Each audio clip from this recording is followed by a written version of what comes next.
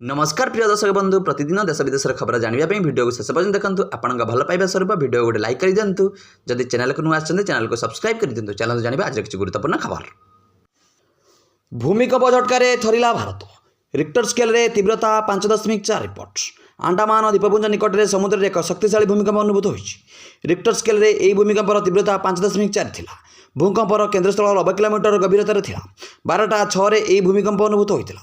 वर्तमान भूमिकंप जो होता क्षयक्षति विषय में कौन सूचना उपलब्ध नहीं। परवर्ती खबर विश्व विजेता को बड़ सम्मान। भारतीय महिला क्रिकेट दलर star wicket keeper batsman Richa Ghosh को पश्चिमबंग पुलिस रे डीएसपी भाव नियुक्त होती। पश्चिमबंग मुख्यमंत्री Mamata Banerjee cricket association of Bengal सम्मान सीएबी समारोह में यह नियुक्ति पत्र निजे प्रदान करते। ऋचा भारतीय महिला दलर निकट में होता विश्वकप विजय एक गुरुत्वपूर्ण भूमिका ग्रहण करते। परवर्ती खबर बदलिला रेलवे नियम एणिकी बिना आधार में करें टिकेट्स। रेलवाई एवं ऑनलाइन ट्रेन टिकेट बुक करुवा लोकों एक नूतन नियम लागू कर। भारतीय रेलवाई सकाल टिकेट बुकिंग आधार जांच को बाध्यतामूलक कर। आईआरसीटीसी वेबसाइट किंबा मोबाइल ऐप टिकेट बुक करने समय यह प्रक्रिया समाप्त होगा आवश्यक। नूतन नियम अनुसार जो उपभोक्ता मान आईआरसीटीसी अकाउंट आधार सहित लिंक और जांच कर केवल से सकाल 8 ରୁ 10 मध्य टिकेट बुक करेंगे। यह नियम 28 अक्टोबर 2025 लागू होती। तेज रेल स्टेशन पीआरएस काउंटर में टिकेट बुकिंग समय कौन परिवर्तन होना। परवर्ती खबर फिलिपाइन्स रे माड़ हेब आउ एक सुपर टाइफन। फिलिपाइन्स को आउ एक बात्या भय जहाँ नहीं आरंभ हो जाए स्थानांतर प्रक्रिया। देशर पूर्व और उत्तर भाग 1 लाख अधिक लोक स्थानांतर। तेबे यही भयंकर बात्यार ना रही पुंगोंग। तेबे फिलिपाइन्स यह बात्या ए वर्षर सबुठ बड़ बात्या बोली कहुला बेले समुद्र तट में माड़ होगा पूर्व यार प्रभाव पड़ा आरंभ हो गलानी। परवर्ती खबर केबे मिलिबो पीएम किसान आगामी किस्ती।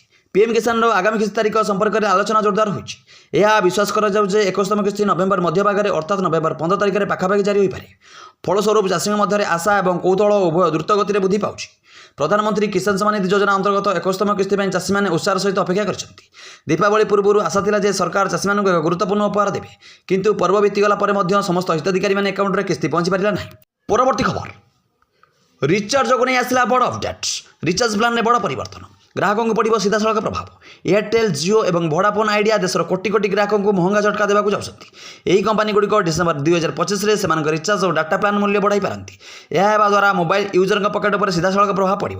सूचना मुताबक टेलीकम कंपनी मानक यह जरूरी जे से ऋण भार कम करने को प्रति यूजर हाराहारी 200 टଙ୍କା अधिक वसूल करवा और यह 180 ରୁ 195 मध्य रोचे। एणु अनुमान करा 28 दिन प्लान 179 टଙ୍କା प्लान को 222 ଟଙ୍କାରେ, 28 दिन और दैनिक 2GB डाटा प्लान 279 ଟଙ୍କା को 330 और 345 ଟଙ୍କା और दैनिक 2GB और 24 दिनिया प्लान को 949 ଟଙ୍କାରୁ 999 ଟଙ୍କା पर्यंत महंगा कर पारती। परवर्ती खबर आसूची 2ଟି लघुचाप आसूची डबल लघुचाप। गोटे लो प्रेसर 14 तारिख में अन्यटी 19 तारिख में संभावना रही।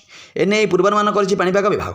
बात्या मंथा प्रभाव में वर्तमान पूर्व केन्द्रीय और तत्संलग्न उत्तर पूर्व बंगोपसागर एक घूर्णिबल सक्रिय रही। यह 12 तारिख में दक्षिण पूर्व बंगोपसागर में पहुंच।